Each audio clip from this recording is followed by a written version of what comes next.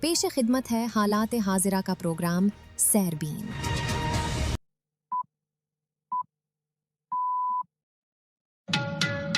یکم جولائی کے سیربین سے جاوید چودھری کا سلام۔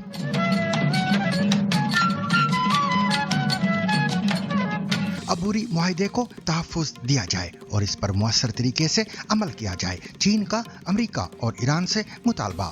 全球发展的贡献者，国际秩序的维护者，百年大党恰风华正茂，新征程上一个方向正确。 امریکی صدر جے ڈی وینس کا کہنا ہے کہ امریکہ اور ایران میں تکنیکی مذاکرات جاری ہیں، مگر تہران کے عوامی بیانات دلچسپ اور کسی حد تک پریشان کن ہیں۔ Fascinating and frustrating about the Iranians is they'll say, no, there aren't peace talks ongoing, but there are technical talks between the United States and Iran about the peace deal. امریکی صدر ڈونلڈ ٹرمپ کے نمائندے Steve Witkoff اور Jared Kitchener Doha میں موجود، Tehran کی بھی قطر وفد بھیجنے کی تصدیق۔ The U.S. envoy, Mr. Steve Witkoff and Mr. Jared Kushner are here in Doha to meet with the negotiators, with the mediators, meaning with the Qatari officials, and the talks will be around all regional issues which are of concern, including, of course, the negotiations with Iran, but also including Lebanon and others. Venezuela کے تباہ کن زلزلے میں 1700 ہلاکتوں کے بعد امداد کے لیے بند کی گئی بندرگاہ کو دوبارہ کھول دیا گیا۔ لواحقین خود ہی اپنی مدد آپ کے تحت ملبہ ہٹا کر اپنے لاپتہ پیاروں کو ڈھونڈ رہے ہیں۔ افغان طالبان کے پاکستان میں داعش کے ٹھکانوں پر حملے اور پاکستانی فوج کے 4 افغان ڈرونز گرانے کے دعوے۔ پاکستان کے شہر لاہور میں ایک نجی ٹیوشن سینٹر کی چھت گرنے سے 14 بچوں کی ہلاکت اور متعدد افراد کے زخمی ہونے کے بعد پولیس نے مقدمہ درج کر کے عمارت کے مالک سمیت 3 افراد کو حراست میں لے لیا۔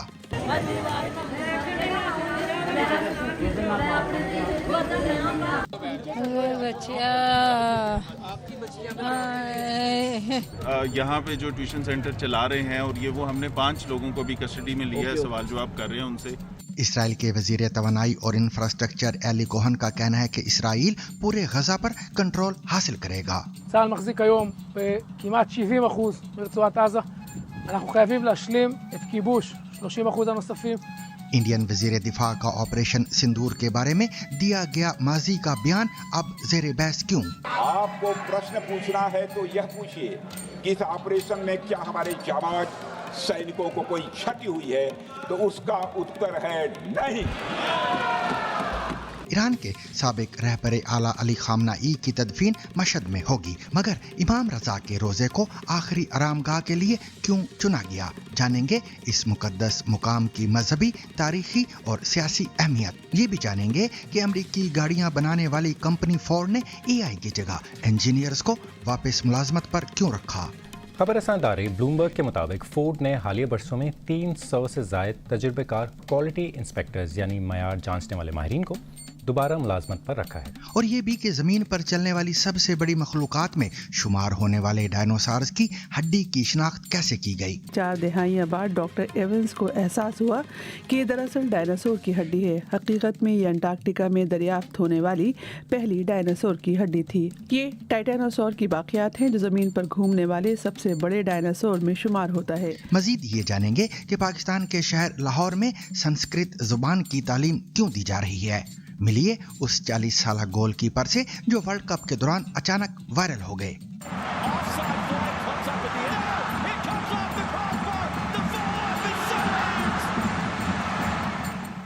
اس کے علاوہ مزید خبریں بھی آج کے سیربین کا حصہ رہیں گی، مگر ہمیشہ کی طرح پہلے اہم عالمی خبروں کا خلاصہ۔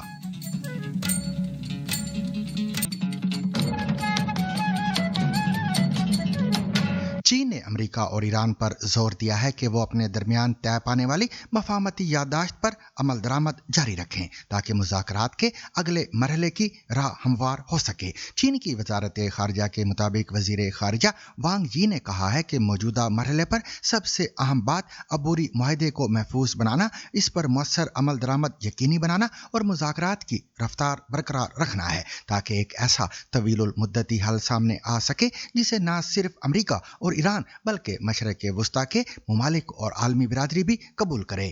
领导中国人民取得经济社会发展伟大成就，为世界和平与发展作出重要贡献。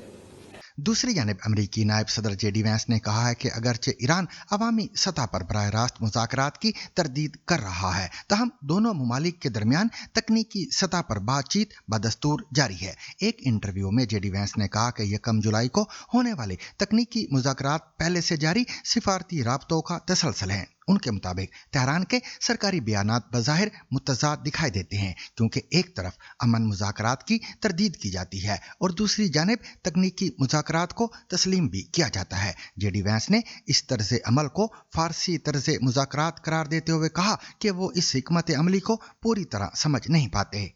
It's a Persian negotiating tactic and a Persian rhetorical device that I don't understand, but that is the way that the Iranians have done this.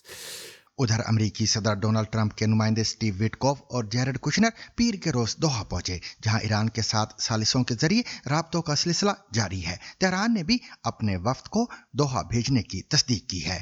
The U.S. envoy, Mr. Steve Witkoff and Mr. Jared Kushner are here in Doha to meet with the negotiators, with the mediators, meaning with the Qatari officials, and the talks will be around all regional issues which are of concern, including, of course, the negotiations with Iran, but also including Lebanon and other files in the region. So they are not here for direct negotiations with the Iranians or related meetings. अमरीकी नायब सदर ने मुख्तलिफ अमरीकी ज़राए अबलाग से गुफ्तगू में यह भी कहा कि अगर मुज़ाकरात कामयाब ना भी हुए तो भी अमरीका एक बहुत मजबूत पोजीशन में रहेगा। उनके मुताबिक वाशिंगटन मुज़ाकरात की कामयाबी का ख्वाह है, लेकिन किसी भी सूरत में ईरान के मुकाबले में उसकी पोजीशन मुस्तहकम रहेगी। जेडी वैंस ने दावा किया कि ईरान के जोहरी प्रोग्राम और फौजी सलाहियत को शदीद नुकसान पहुंचाया जा चुका है। उन्होंने खबरदार किया कि अगर ईरान आबनाए हुर्मुज में जहाज रानी में रुकावट डालने की कोशिश करता है तो अमेरिका फौजी रद्द अमल देने से गुरेज नहीं करेगा। We control the straits, and yeah, we're going to let traffic flow for the next 60 days, but then we're going to negotiate over what happens from there. Okay. And what I find just bizarre about that assertion is that nobody from the Gulf Coast, or the Gulf Coalition countries, the Arab countries in the Gulf, and the Omanis, who are sort of the main Iranian theoretically partner, all of them have come out and said, we don't accept this Iranian tolling mechanism.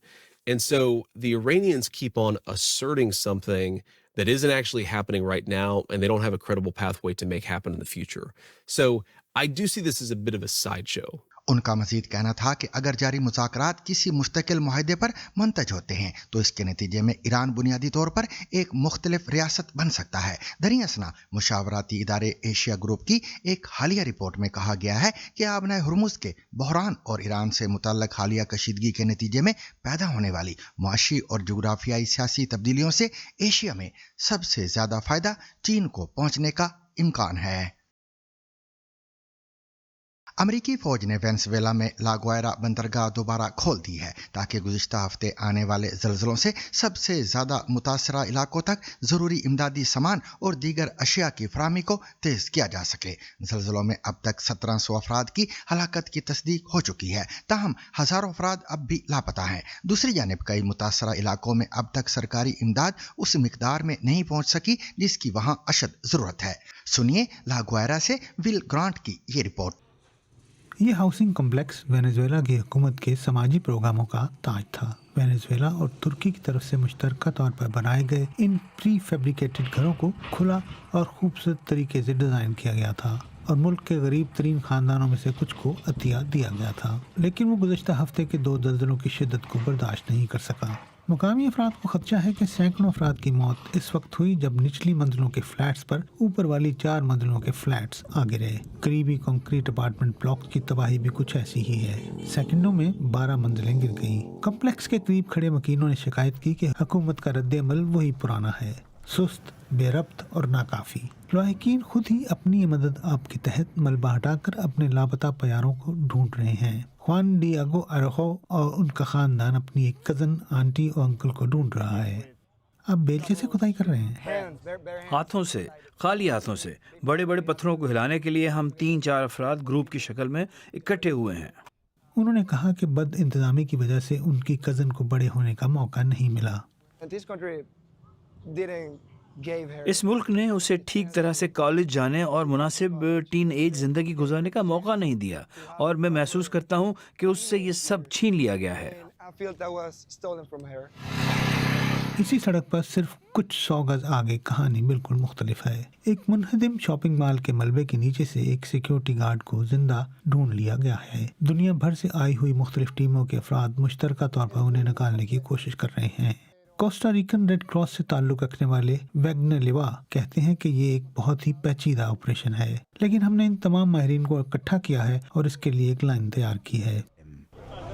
This is a truly international effort to try to save the life of one man. ایک شخص کی زندگی بچانے کی یہ واقعی ایک بین الاقوامی کوشش ہے۔ اس میں امریکہ، پرتگال، Mexico, El Salvador, Costa Rica, Chile اور یقیناً وینیزویلا کا عملہ شامل ہے۔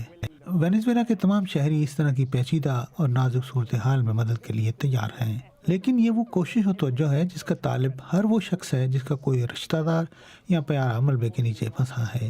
بدقسمتی سے ہر کسی کو اس قسم کا تعاون ملنا مشکل ہے۔ اگر یہاں ایک جان بچ گئی ہے، شاید گلی کا کوئی آوارہ کتا یا شاید کسی کا پیارا پالتو جانور، بہرحال یہ ان تاریک ترین دنوں میں سے ایک میں بچ گیا جس کا سامنا اس قوم نے 1 صدی سے زیادہ عرصے میں کیا ہے۔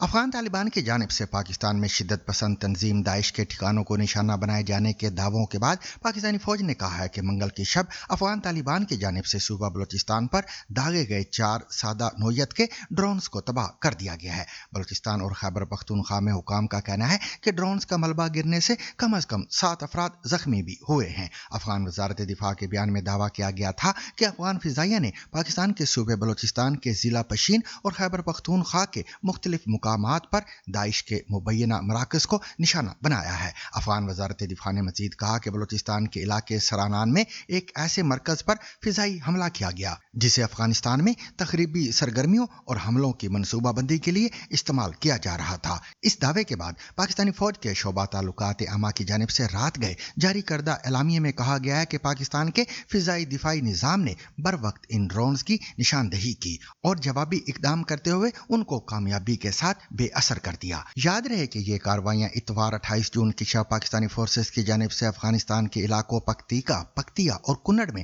جماعت الاحرار اور تحریک طالبان پاکستان سے منسلک 3 اہداف کو نشانہ بناتے ہوئے 25 شدت پسندوں کو ہلاک کرنے کے دعوے کے بعد ہوئی ہیں۔ پاکستانی دعووں کے برعکس افغان حکام اور افغانستان میں اقوام متحدہ کے مشن یوناما کا کہنا ہے کہ پاکستانی حملوں میں 2 درجن سے زائد عام شہری مارے گئے ہیں۔ کوئٹہ سے محمد کاظم کے مطابق مقامی حکام کا کہنا ہے کہ بلوچستان کے ضلع پشین میں ڈرونز گرنے کے نتیجے میں کم از کم 2 افراد زخمی ہوئے ہیں۔ ایک سرکاری اہلکار نے نام ظاہر نہ کرنے کی شرط پر بتایا کہ پشین کے علاقے سرانان میں ڈرونز دیکھے گئے ہیں۔ ان کے مطابق ان میں سے 1 یا 2 ڈرونز کو فائرنگ کر کے گرا دیا گیا اور ایک ملبہ گرنے کے باعث کم از کم 2 افراد زخمی ہوئے۔ دریں اثنا بلوچستان کے دارالحکومت کوئٹہ میں رات کے وقت طیاروں کی پروازوں کی آوازیں بھی سنی گئیں۔ پشاور میں ہمارے نمائندے عزیز اللہ خان کے مطابق صوبائی دارالحکومت کے مضافاتی علاقے حسن خیل میں مبینہ طور پر ایک کاپٹر ڈرون کا ملبہ گرنے کے نتیجے میں 2 بچوں سمیت ایک ہی خاندان کے 5 افراد زخمی ہوئے ہیں۔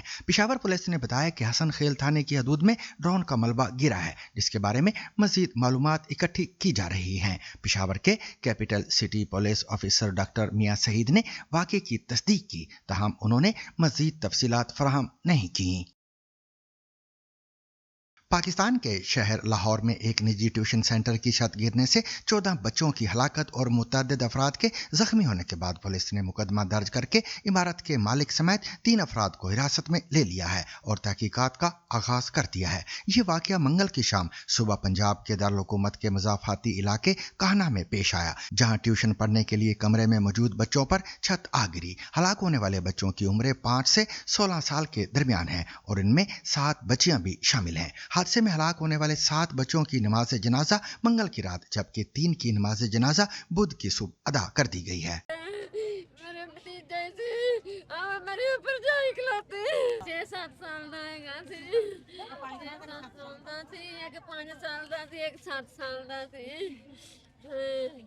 ਇਹ ਤਾਂ ਉਹਨਾਂ ਦੀ ਗਲਤੀ, ਉਹਨਾਂ ਦੀ ਛੱਤ ਕਮਜ਼ੋਰ ਸੀ।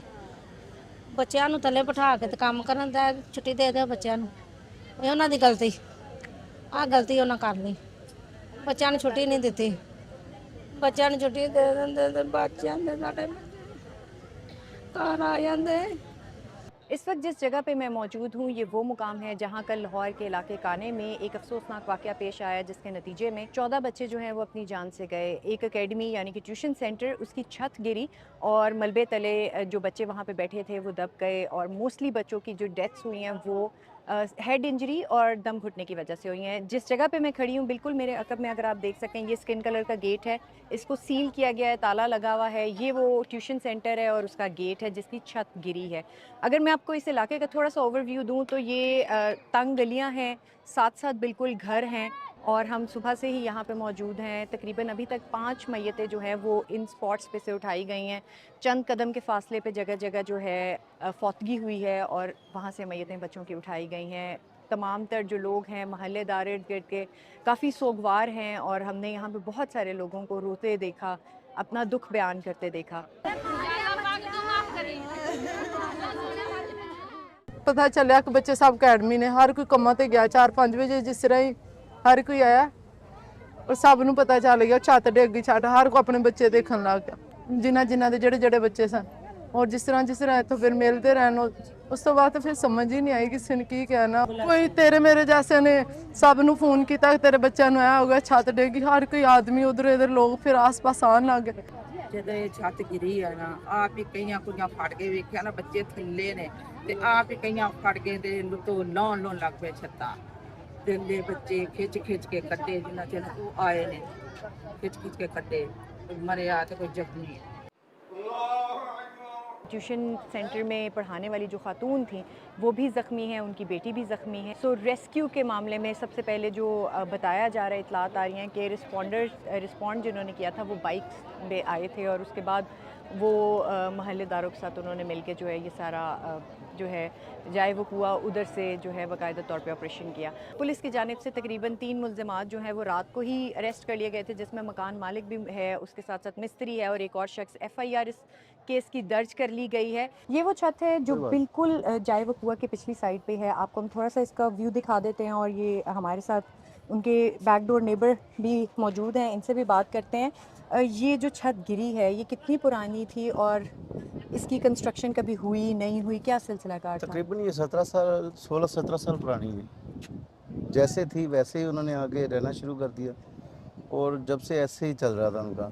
ये अब उन्होंने कल जो है ना ये टाइल वगैरह लगाना शुरू की थी, तो जब उन्होंने पानी वगैरह लगाया तो वेट बढ़ गया, उसकी वजह से वो ना गार्डर वो देखे ना वो TR गार्डर की छत थी, वज़न ज़्यादा होने की वजह से ना ऐसे जो मुड़ गया, मुड़ने के बाद वो नीचे चले गए सब। और जब ये वाक़या पेश आया आप घर पे मौजूद थे, कोई आवाज़ आई? दरवाज़ा खुला हुआ था, मोहल्ले के 2-3 लोग अंदर, 2-4 लोग अंदर थे, मैं भी चला गया। फिर ऐसे लोग सब इकट्ठे हो गए, फिर हमने खुद ही जो है ना रेस्क्यू करना शुरू किया। मगर ये है कि जितने बच्चे हम निकाल सके निकाले, फिर 2-3 बच्चे रह गए थे। इतनी देर में जो है ना रेस्क्यू की टीमें आ गई थी। मेरी बेटी तकरीबन 4-5 साल से पढ़ रही है, कल की है एडमिशन, तकरीबन 4 बजे गई है, तो 4:30 पौने 5 बजे मुझे कॉल आई है घर से ताकि उनकी छत गिर गई है नीचे। मैं इधर पहुंचा ही नहीं, मैं रास्ते में आया हूँ, उधर से एम्बुलेंस मुझे मिल गई है, एम्बुलेंस में बैठा हूँ, वापसी उधर चले गया हूँ हॉस्पिटल में, जनरल 2 में। मैं कल सुबह जब 7:30 बजे घर से निकला हूँ तो दुकान से जो इधर से चीज़ ला के देकर तो मैं चले गया। इसराइल के वजीर तवानाई एली कोहन ने कहा है कि गजा की पट्टी पर इसराइल का कंट्रोल मुसलसल बढ़ता रहेगा यहां तक कि ये 100% तक पहुंच जाए। इसराइली रेडियो से गुफ्तगू करते हुए उन्होंने कहा कि इसराइल हमास को 1 मिलीमीटर भी सर उठाने की इजाजत नहीं दे सकता। उनके मुताबिक 2 माह कबल इसराइल का कंट्रोल तकरीबन 53% था, 1 माह कबल ये बढ़कर 60% हो गया, जबकि अब ये तकरीबन 70% के करीब पहुंच चुका है। उन्होंने मजीद कहा कि इसराइल की पॉलिसी के तहत इस कंट्रोल में मजीद इजाफा किया जाएगा। אנחנו ערוכים להקים 3 יישובים בתוחמת הצפונית באופן מיידי ברגע שנקבל את האור הירוק מראש הממשלה ומשר הביטחון. אנחנו כאן בשדרות, צה"ל מחזיק היום בכמעט 70% מרצועת עזה. אנחנו חייבים להשלים את כיבוש 30% הנוספים, את הכרעת חמאס, ובעיקר אנחנו צריכים להקים רצועה של יישובים יהודיים בתוך שטח הרצועה כגבול מגן לשדרות ולכל יישובי העוטף. इंडिया में ऑपरेशन सिंदूर से मुतालिक एक साल कबल दिया गया बयान दोबारा खबरों में है। जुलाई 2025 में इंडियन वजीर दिफा राजनाथ सिंह ने पार्लियामेंट में कहा था कि ऑपरेशन सिंदूर के दौरान किसी फौजी की जान नहीं गई, लेकिन अब इसी ऑपरेशन में हलाक होने वाले 6 फौजियों के नाम नेशनल वॉर मेमोरियल के रोल ऑफ ऑनर में शामिल किए जाने के बाद इस बयान पर सवाल उठ रहे हैं। नाला खाजा ने यह जानने की कोशिश की है कि ये सारा मामला है क्या। आपको प्रश्न पूछना है तो यह पूछिए कि इस ऑपरेशन में क्या हमारे जाबाज सैनिकों को कोई क्षति हुई है, तो उसका उत्तर है नहीं। ये वीडियो गुज़श्ता बरस 28 जुलाई को इंडियन पार्लियामेंट में दिए गए डिफेंस मिनिस्टर राजनाथ सिंह के बयान की है, लेकिन एक साल बाद ये क्लिप दोबारा वायरल है। वजह ये कि जुमे के रोज ऑपरेशन सिंदूर में मारे जाने वाले 6 फौजियों के नाम दिल्ली के नेशनल वॉर मेमोरियल के रोल ऑफ ऑनर में शामिल किए गए हैं। अब सवाल ये उठ रहा है कि अगर जवान मारे गए थे तो इंडियन पार्लियामेंट में ऐसा बयान क्यों दिया गया, और अगर नहीं हुए थे तो अब मेमोरियल पे उनके नाम कहां से आए। आइए इसे समझने की कोशिश करते हैं, लेकिन उससे पहले ऑपरेशन सिंदूर के बारे में जानते हैं। इंडियन हुकूमत के मुताबिक ऑपरेशन सिंदूर 22 अप्रैल 2025 को इंडिया के ज़ेर इंतज़ाम कश्मीर के सयाहती मकाम पहलगाम में हुए मिलिटेंट अटैक का जवाब था। इस हमले में 27 लोगों की मौत हुई और इंडिया ने पाकिस्तान को इसका जिम्मेदार ठहराया, जबकि पाकिस्तान ने इन दावों को खारिज कर दिया था। अगले कुछ दिनों में जनूबी एशिया की इन 2 न्यूक्लियर ताकतों के दरमियान मिसाइल और ड्रोन हमले हुए। इसे इंडिया ने ऑपरेशन सिंदूर का नाम दिया था, जबकि पाकिस्तान ने बुनियान मरसूस। इसके बारे में इंडियन पार्लियामेंट में वजीर दिफा राजनाथ सिंह ने कहा था कि ऑपरेशन सिंदूर के तमाम सियासी और अस्करी अहदाफ कामयाबी से हासिल कर लिए गए और इस दौरान हमारे फौजियों को कोई नुकसान नहीं पहुंचा है। अब एक साल बाद ऑपोजिशन इसी बयान पर सवाल उठा रही है। उन्होंने हुकूमत पर पार्लियामेंट को गुमराह करने के इल्जाम लगाए। कांग्रेस पार्टी के पवन खेरा ने एक्स पर लिखा, वजीर दिफा राजनाथ सिंह ने पार्लियामेंट में वाज़ेह तौर पर कहा था कि ऑपरेशन सिंदूर के दौरान किसी भी इंडियन फौजी की जान नहीं गई। अगर इतनी कौमी अहमियत के मामले पर पार्लियामेंट को गुमराह किया गया है तो इसकी जवाबदेही से बचा नहीं जा सकता। लेकिन हकीकत क्या है? सिक्योरिटी और स्ट्रेटेजिक उमूर के तज्ज़ियाकार और इंडियन नेवी के साबिक अफसर सी उदय भास्कर ने कहा कि अगर सवाल ये है कि क्या शुरू से ही ज़्यादा ट्रांसपेरेंसी पब्लिक ट्रस्ट को मजबूत करती, ऑपोजिशन की तनकीद का जवाब बन सकती थी और मुसल्लह अफवाज का हौसला बढ़ा सकती थी। उन्होंने मजीद कहा कि हुकूमत ने नुकसानात के बारे में कोई तफसीलात शेयर न करने का फैसला किया था। इस बात को इस तरह भी समझा जा सकता है कि जब कोई ऑपरेशन जारी हो तो ज़रूरी नहीं कि तमाम ऑपरेशन डेटा जाहिर किया जाए ताकि स्ट्रेटेजिक या टैक्टिकल सूरत हाल मुतासर ना हो। लेकिन जब दुश्मनी या लड़ाई ख़त्म हो गई तो नुकसानात का पहला तस्करा सिंगापुर में CDS की जानिब से हुआ। मेरे ख्याल में इस किस्म की मालूमात सबसे पहले पार्लियामेंट के फ्लोर पर शेयर होनी चाहिए थी, क्योंकि किसी भी जमहूरियत में सबसे पहले पार्लियामेंट को और उसके ज़रिए पूरे मुल्क को आगाह किया जाना चाहिए। इस सिलसिले में डिफेंस एनालिस्ट राहुल बेदी ने BBC उर्दू को बताया कि इस हुकूमत की अपनी हिकमत अमली है, लेकिन सच जानने का हक आवाम और फौज दोनों को है। उन्होंने ये भी कहा कि ऑपरेशन सिंदूर के दौरान क्या जहाज गिरे, इसकी तफसील कभी सामने नहीं रखी गई। हालांकि अमेरिकी सदर डोनाल्ड ट्रंप की जानिब से बार बार ये बात कही गई कि लड़ाका जहाज गिराए गए, लेकिन इंडिया की जानिब से ना इसकी तरदीद की गई और ना ही तस्दीक। इंडिया को रफाल जहाज फराहम करने वाली कंपनी डसॉल्ट एविएशन के CEO ने भी एक रफाल गिरने की बात तस्लीम की थी। ताहम कुछ माहिरीन का ख्याल है ऐसा नहीं कि हुकूमत ने कुछ बताया ही नहीं, लेकिन पूरा सच भी सामने नहीं रखा। उनके मुताबिक director general of military operations DGMO की ब्रीफिंग, मरने वाले फौजियों के आखिरी रसूमात और उनके घर वालों को मुआवजे दिए गए, लेकिन इन तमाम मालूमात को वाज़ेह तौर पर सामने लाया जा सकता था जिससे आवाम का एतमाद मुतासर ना होता। दूसरी जानिब वजारत दिफा ने अपने खिलाफ तमाम इल्जामात को खारिज करते हुए कहा कि राजनाथ सिंह के बयान को सही कॉन्टेक्स्ट में नहीं देखा जा रहा है। वजारत के मुताबिक इन जवानों की मौत को कभी नहीं छुपाया गया। गुज़श्ता बरस 11 मई को DGMO की ब्रीफिंग, बाद के गैलेंट्री अवार्ड्स और फौज के सोशल मीडिया हैंडल्स पर भी इनका जिक्र किया गया था। मरने वाले फौजियों के नाम एक साल बाद नेशनल वॉर मेमोरियल में क्यों शामिल किए गए? वजारत दफा के मुताबिक ज़ाब्ते की कार्रवाई मुकम्मल होने के बाद ही रोल ऑफ ऑनर अपडेट किया जाता है, लेकिन अपोजिशन और माहिरीन का कहना है कि मुद्दा सिर्फ मेमोरियल का नहीं बल्कि पार्लियामेंट में दिए गए बयान और ट्रांसपेरेंसी का है, और इसी वजह से ऑपरेशन सिंदूर से जुड़ी ये बहस एक साल बाद फिर से सुर्खियों में है। ईरान के साबिक रहबर आला अली खामनाई की आखिरी रसूमात के सिलसिले में ईरानी हुकूमत ने दारुल हुकूमत तेहरान में 6 जुलाई को आम तातील का ऐलान कर दिया है, जबकि मुल्क भर में योम सोग भी मनाया जाएगा। सरकारी शेड्यूल के मुताबिक नमाज जनाजा और तदफीन की तकरीबात 4 से 8 जुलाई के दौरान तेहरान, कुम और मशहद में मुनक़द होंगी, जबकि इराक के मुक़द्दस शहरों बगदाद, काज़मीन, करबोबला और नजफ में भी ताज़ियती इज्तिमात होंगे। ईरानी हुकाम के मुताबिक अली खामनाई की तदफीन 8 जुलाई को मशहद में हजरत इमाम रजा के रोज़ा मुबारक के इहाते में की जाएगी। तेहरान बल्दिया के सकाफती और समाजी उमूर के नायब मोहम्मद अमीन तवक्कली ज़ादा का कहना है कि ये फैसला मरहूम की वसीयत और अहल खाना की ख्वाहिश के मुताबिक किया गया है। उनके मुताबिक तेहरान में अलविदाई तकरीब कम अज़ कम 24 घंटे जारी रहेगी, जिसमें 1.5 से 2 करोड़ अफराद की शिरकत मुतवक्के है। मगर सवाल ये है कि ईरान के साबिक रहबर आला अली खामनाई की तदफीन के लिए मशहद में इमाम रजा के रोज़े को आखिरी आरामगाह के लिए क्यों चुना गया। मशहद दरअसल ईरान का दूसरा बड़ा शहर है और शिया मुसलमानों के नज़दीक दुनिया के अहम तरीन मजहबी मराकज़ में शुमार होता है। हज़रत इमाम रज़ा जो अहले तशी के 8वें इमाम हैं, सन 818 यानी 203 हिजरी में यहीं मदफून हुए और इसी निस्बत से इस शहर का नाम मशहद यानी जाए शहादत रखा गया। शिया अकीदे के मुताबिक मक्का, मदीना, नजफ और करबोबला के बाद मशहद और कुम को मुकद्दस तरीन ज़ियारतगाहों में शुमार किया जाता है। हर साल दुनिया भर से करोड़ों ज़ायरीन इमाम रज़ा के रोज़े की ज़ियारत के लिए यहाँ आते हैं। मशहद का सबसे नुमाया मंजर इमाम रज़ा के रोज़े का सुनहरा गुंबद है, जो दूर ही से नज़र आ जाता है। तकरीबन 60 एकड़ पर मुहित ये अजीम मजहबी कॉम्प्लेक्स सदियों से मुख्तलिफ अदवार में तोसी और तज़य्युन और आराइश से गुजरता रहा है।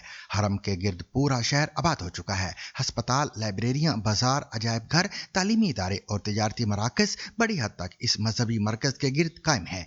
मशहद की मईशत में मजहबी सियाहत भी बुनियादी किरदार अदा करती है और ईरान आने वाले गैर मुल्की ज़ायरीन की अक्सरियत का असल मकसद इमाम रज़ा के रोज़े की ज़ियारत होता है। इमाम रज़ा के रोज़े में मौजूद कुरान म्यूज़ियम भी गैर मामूली अहमियत रखता है, जहाँ हज़रत अली, हज़रत इमाम हसन, हज़रत इमाम हुसैन, हज़रत इमाम ज़ैनुल आबिदीन और हज़रत इमाम रज़ा समेत अहले बैत से मंसूब नायाब कुरानी मखतूतात महफूज हैं। हरम में हर वक्त दुनिया के मुख्तलिफ ममालिक से आए हुए ज़ायरीन इबादत, दुआ, मनाजात और कुरान खानी में मसरूफ़ दिखाई देते हैं, जबकि बहुत से ख़ानदान अपनी ज़िंदगी के अहम मौक़े जैसे शादी के बाद पहली ज़ियारत इसी मुकाम से वाबस्ता करते हैं। ईरानी हुकाम के मुताबिक अली खामनाई की तदफीन के मौके पर पाकिस्तान, अफ़गानिस्तान, भारत, बांग्लादेश, कश्मीर और दीगर इस्लामी ममालिक से बड़ी तादाद में ज़ायरीन और सोगवार मशहद पहुँचने की तवक्को है। इंतज़ामिया ने लाखों अफराद की आमद के पेश नज़र सिक्योरिटी, ट्रांसपोर्ट और रिहाइश के खसूसी इंतजामात मुकम्मल करने का दावा किया है। मुशाहिदीन के मुताबिक मशहद में तदफीन का ये फैसला सिर्फ एक इंतजामी इकदाम नहीं बल्कि गहरी मजहबी और अलामती अहमियत भी रखता है, क्योंकि इमाम रज़ा का रोज़ा अहले तशी के नज़दीक अकीदत, रूहानियत और तारीखी विरसे का मरकजी मुकाम समझा जाता है। दुनिया भर में इदारे इंसानी मुलाजमीन की जगह मसनूई ज़हानत को अपना रहे हैं, लेकिन अमरीकी गाड़ियां बनाने वाली कंपनी फोर्ड ने इसके बरक्स फैसला किया है। कंपनी ने मसनूई ज़हानत पर इन्हिसार कम करते हुए तजर्बाकार इंसानी इंजीनियर्स को दोबारा मुलाजमत पर रखना शुरू कर दिया है। आखिर फोर्ड ने ऐसा क्यों किया, बता रहे हैं गजनफर हैदर। खबर रसादारे ब्लूमबर्ग के मुताबिक फोर्ड ने हालिया बरसों में 300 से ज़ायद तजुर्बेकार क्वालिटी इंस्पेक्टर्स यानी मयार जांचने वाले माहिरीन को दोबारा मुलाजमत पर रखा है। इदारे ने अपने कई शोबों में बशमूल गाड़ियों के मयार की जांच के मसनूई ज़हानत का इस्तेमाल शुरू किया था, इस उम्मीद पर कि इससे अखराजात कम और पैदावार बेहतर होगी, लेकिन यह खुदकार निज़ाम उस मयार तक ना पहुँच सके जिसकी तवक्को की जा रही थी। फोर्ड के नायब सदर चार्ल्स पून के मुताबिक गलती ये हुई कि इदारे ने यह समझ लिया कि सिर्फ मसनूई ज़हानत मुतारफ़ करवाने और इसे डिज़ाइन की शराइत फराहम कर देने से ही आला मयार की मसनूआत तैयार हो जाएंगी। उनके बकौल मसनूई ज़हानत एक बेहतरीन आला है, लेकिन ये उतना ही बेहतर होता है जितनी वो मालूमात जिस पर इसे तरबियत दी जाए, और यहीं असल सबक छुपा है। पून के मुताबिक इदारे ने अपने सबसे तजुर्बेकार इंजीनियरों की महारत पर उतनी तवज्जो नहीं दी जितनी देनी चाहिए थी, और उनमें से कई माहिरीन इदारे छोड़कर चले गए। और ये इदारा तब छोड़ कर गए कि जब वो मशीनों का इल्म जो है वो मुंतकिल कर सकते थे। मुंतकिल किए बगैर इन लोगों ने इदारा छोड़ दिया। यानी अब इंसान और मशीन आमने सामने नहीं बल्कि साथ साथ हैं। پون کے مطابق ادارے کو احساس ہوا کہ اپنی مصنوعی ذہانت اور مشین لرننگ کو بہتر بنانے کے لیے ضروری ہے کہ انہیں سب سے تجربہ کار انسانوں کے ذریعے ہی تربیت دی جائے۔ تو فورڈ کی یہ کہانی مصنوعی ذہانت کے خلاف نہیں بلکہ اس کے بارے میں ایک سبق ہے۔ ماہرین کے مطابق مصنوعی ذہانت برسوں کے انسانی تجربے کی جگہ نہیں لے سکتی بلکہ اسی تجربے سے سیکھ کر بہتر بنتی ہے۔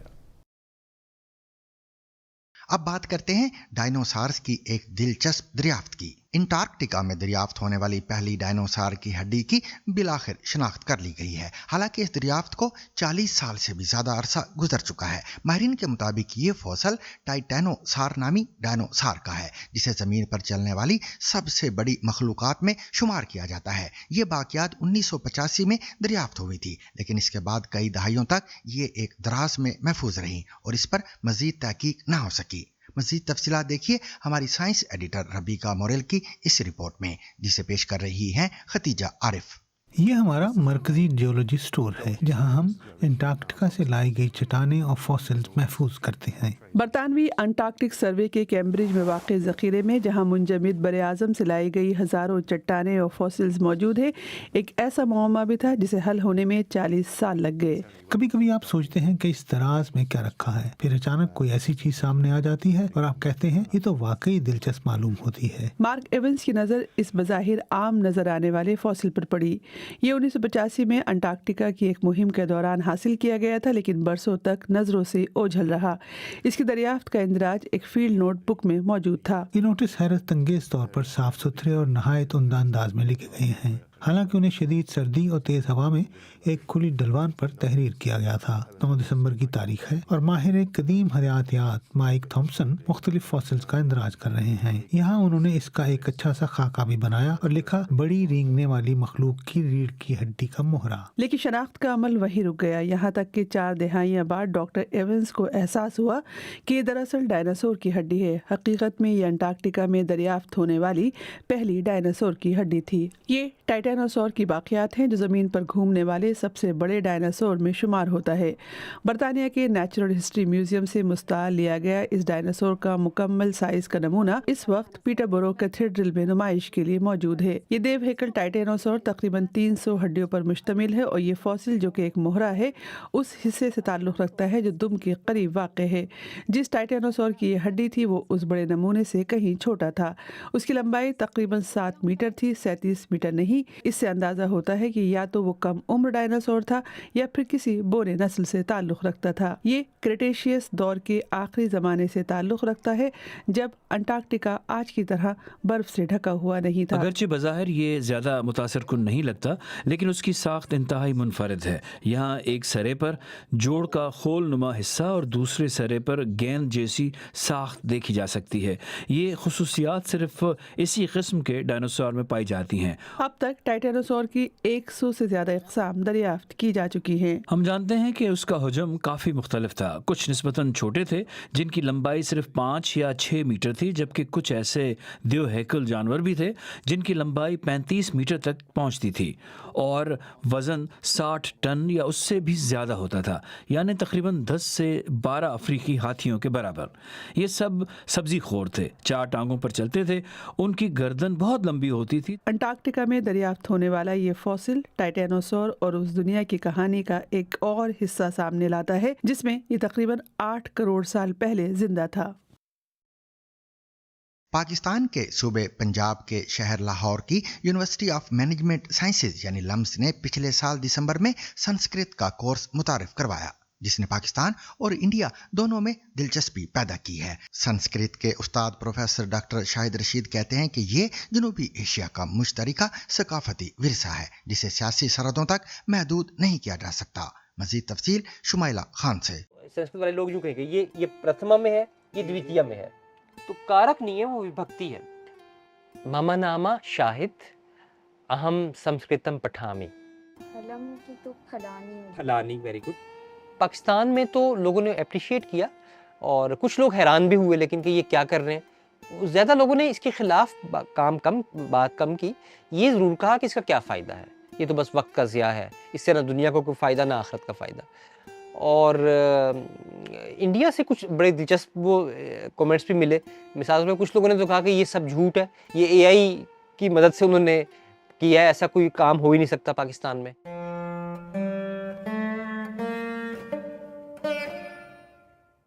लाहौर जो है ये संस्कृत का मरकज़ रहा है असल में। यहाँ पे बहुत सारे इदारे थे अनारकली में जो संस्कृत में किताबें छापते थे, जो पूरे हिंदुस्तान में जाती थी। आज भी मेरे पास कुछ किताबें हैं, मैं आपको दिखाऊंगा कि जिस पे प्रिंटेड है कि लाहौर अनारकली में किताब छपी हुई है, संस्कृत ग्रामर की किताब।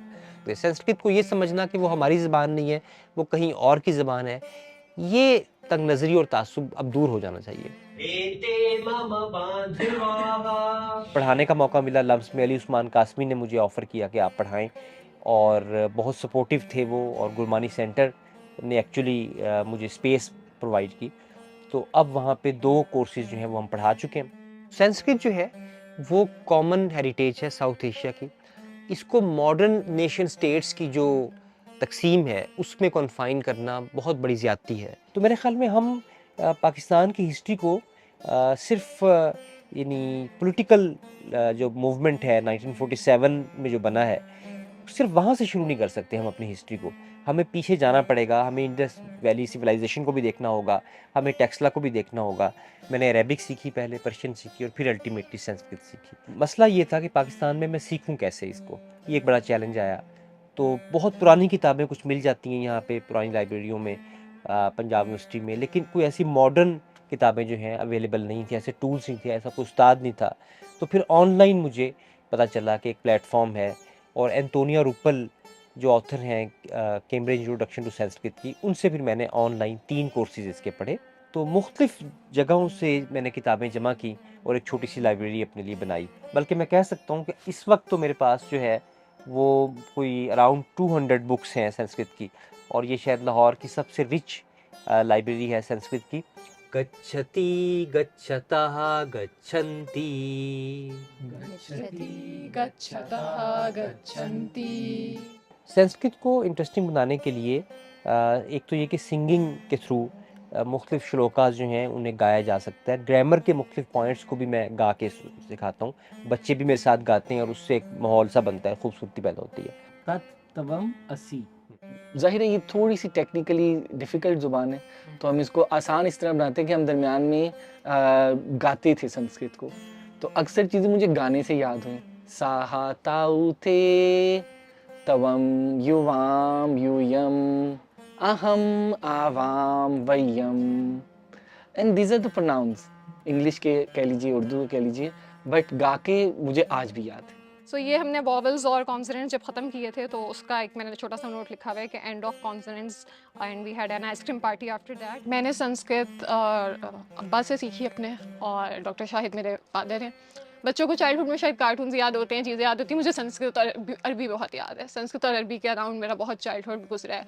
बचपन मेरा, मैं इसी की गिरदानें गा रही होती थी, इसी की गिरदानें कर रही होती थी। कोई आता था तो गिरदान सुनानी होती थी मैंने, बच्चे कोई पोएम सुनाते उसको समझाते, मैंने गिरदान सुनानी होती थी, उसको समझ आए ना आए। तो इस वजह से एक पर्सनल अटैचमेंट बहुत है। एक फ़ायदा तो वैसे यही है कि आप देवनागरी सीख लिए तो आप दूसरी ज़बानें भी पढ़ने के काबिल हो गए।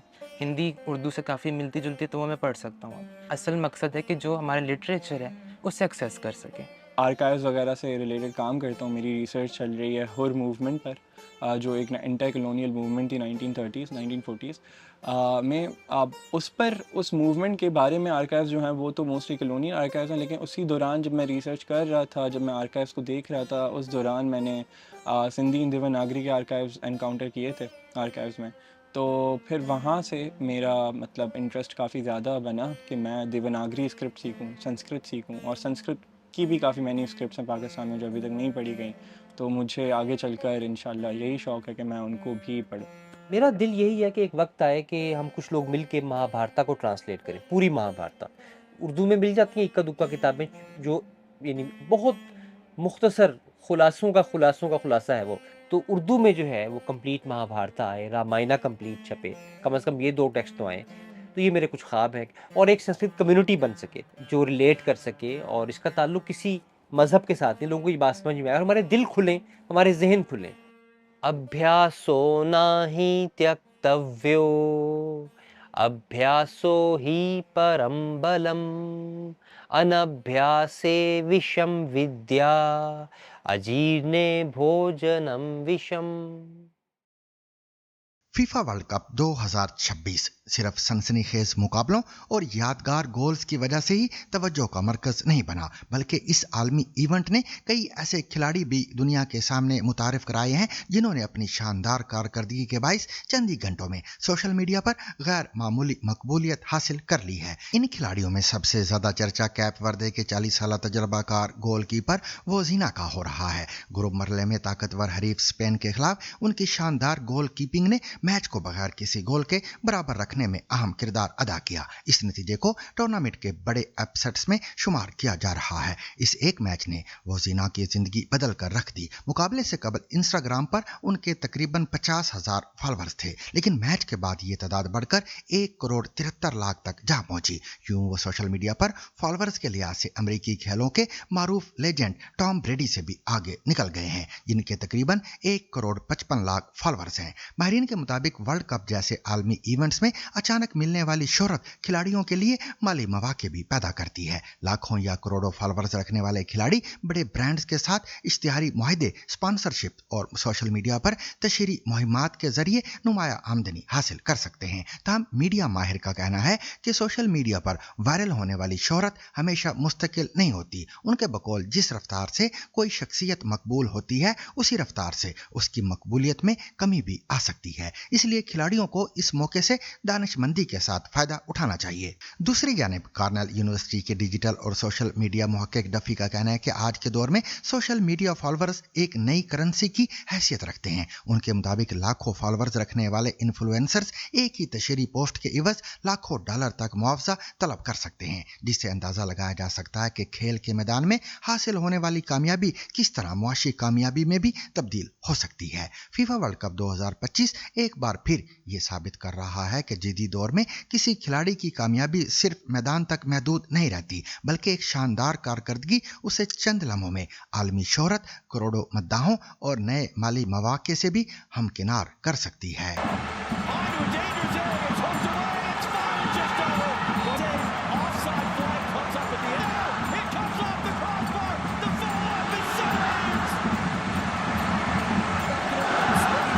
और सामीन, इसके साथ ही आज का सैरबीन भी अपने इख्तिताम को पहुंचा। मुझे और मेरी पूरी टीम को कल तक के लिए इजाजत दीजिए, लेकिन इजाजत लेने से कबल अब तक की खास खबरें।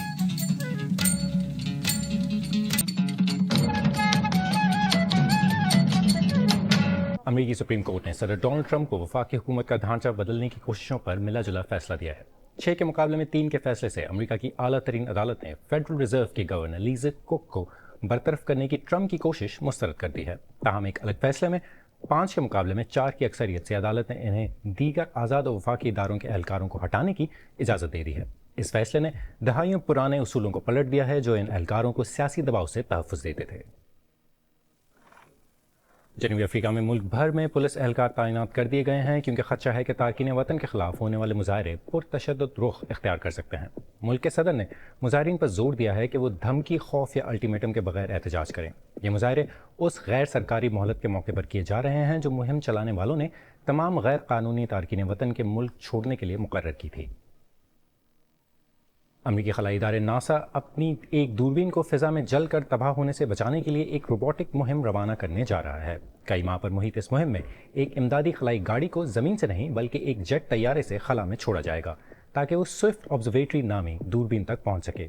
इसके बाद 3 हरकत करने वाले बाजू इस दूरबीन को थाम कर एक मुस्तहकम मदार में खींच कर ले जाएंगे। फ्रांसीसी और यूक्रेनी ज़राए इब्लाग के मुताबिक मोनाको में एक रहायशी इमारत में पार्सल बम धमाके से एक यूक्रेनी सरमादार और उनके ख़ानदान के 2 अफराद शदीद ज़ख्मी हो गए हैं। ज़ख्मियों में उनकी बीवी और 13 साला बेटा भी शामिल है। बताया गया है कि वालिदैन की हालत तशवीशनाक है। कायनात के वजूद के राज़ों को समझने के लिए स्विट्ज़रलैंड और फ्रांस की सरहद पर वाक़ दुनिया की सबसे ताकतवर particle accelerator large hadron collider की सलाहियत बढ़ाने के लिए इसे 4 साल के लिए बंद कर दिया गया है। इसे 27 मील लंबी सुरंग में प्रोटॉन्स को टकराकर बिग बैंग यानी कायनात के वजूद में आने वाले लम्हे जैसे हालात पैदा किए जाते हैं। साइंसदानों को उम्मीद है कि इस अपग्रेड से कायनात के मजीद राज़ों से पर्दा उठेगा। कॉन्गो में एबोला के केसेस में तेज़ी से इजाफे की इत्तला हैं। शनिचर को 47 नए इन्फेक्शंस और 12 अमवात रिकॉर्ड की गई हैं। पिछले माह वबा शुरू होने के बाद से अब तक 1200 से ज़्यादा केसेस की तस्दीक हो चुकी है, जिनमें 360 अमवात भी शामिल हैं। عالمی ادارہ صحت وبا پر قابو پانے کے لیے کوششوں میں اضافہ کر رہا ہے، لیکن اس کے لیے مزید وسائل کی فوری ضرورت ہے۔ اور روسی صدر ولادیمیر پوٹن نے تسلیم کیا ہے کہ یوکرین کی جانب سے توانائی کے بنیادی ڈھانچے پر حملوں کے بعد روس میں ایندھن کی کمی واقع ہو گئی ہے۔ تاہم ان کا کہنا ہے کہ صورتحال نازک نہیں ہے۔ صدر پوٹن کے مطابق اس وقت روس کی بنیادی ترجیح فضائی دفاع کو مضبوط بنانا اور ایندھن کی فراہمی یقینی بنانا ہے۔ انہوں نے یہ بھی کہا ہے کہ انہیں توقع ہے کہ امریکہ ایران کے معاملے میں مصروفیات کم ہونے کے بعد ثالثی کی کوششیں دوبارہ شروع کرے۔